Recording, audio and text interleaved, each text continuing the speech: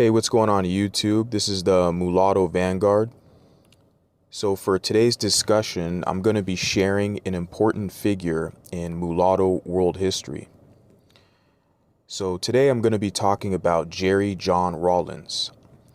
So Jerry John Rawlings was the former president of Ghana. And of course, Ghana is a country located in West Africa. And me personally, I visited Ghana in the year 2019.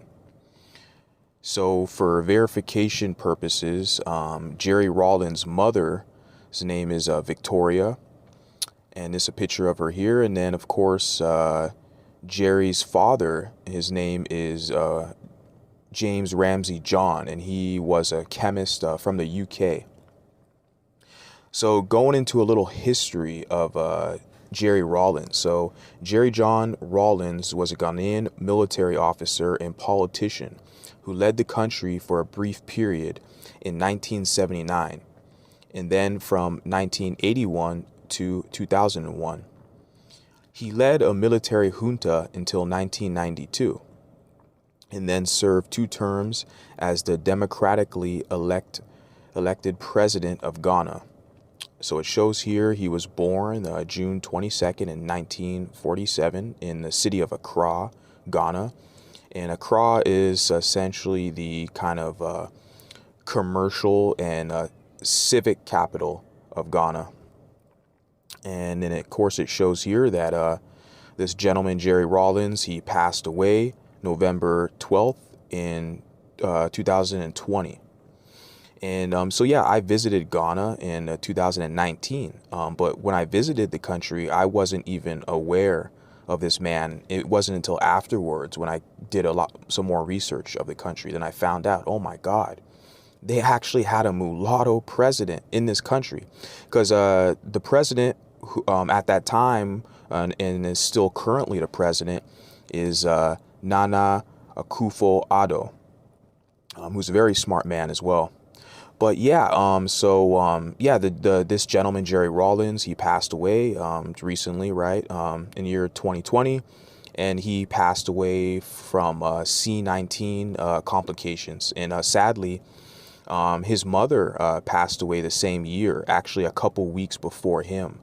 From the records, what it shows is that he attended her funeral service, and he caught, the bug, C19 at the service, and then complications occurred, a couple weeks after that.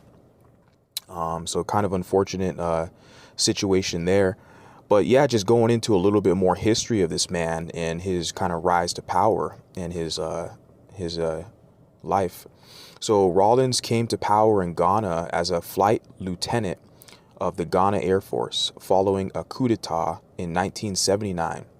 Prior to that, he led an unsuccessful coup attempt against the ruling military government on May 15, 1979, just 5 weeks before scheduled democratic elections were due to take place. After handing power over to a civilian government, he took back control of the country on December 31st, 1981, as the chairman of the Provisional National Defense Council. In 1992, Rawlings resigned from the military, founded the National Democratic Congress, and became the first president of the Fourth Republic. He was re-elected in 1996 for 4 more years. After 2 terms in office, the limit according to the Ghanaian constitutions, Rawlings endorsed his vice president, John Atta Mills, as a presidential candidate in the year 2000.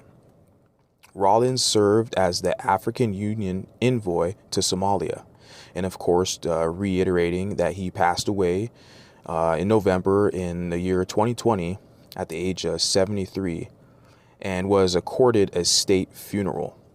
And then also just sharing a little bit of legacy on the man. So President Nana Akufo-Addo proposed to the Governing Council of UDS to rename the institution after Jerry John Rawlings, since Rawlings used, looks like US $50K Hunger Project prize as seed money to establish the university.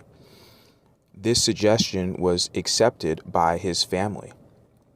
Very interesting stuff. And I think his legacy is extremely important, and his life is extremely important. I mean, all of his accomplishments. I mean, this is why I'm really kind of pleasured to share this with all of you guys, right? I believe that he is extremely significant in mulatto world history, kind of as a symbol for us for success, right? I mean, he essentially shows the ambition and determination of success, reaching the highest level of office in his land and achieving massive success in essentially every sphere of influence that he was involved in, whether it be, you know, starting out with the military, then with politics, and et cetera, et cetera.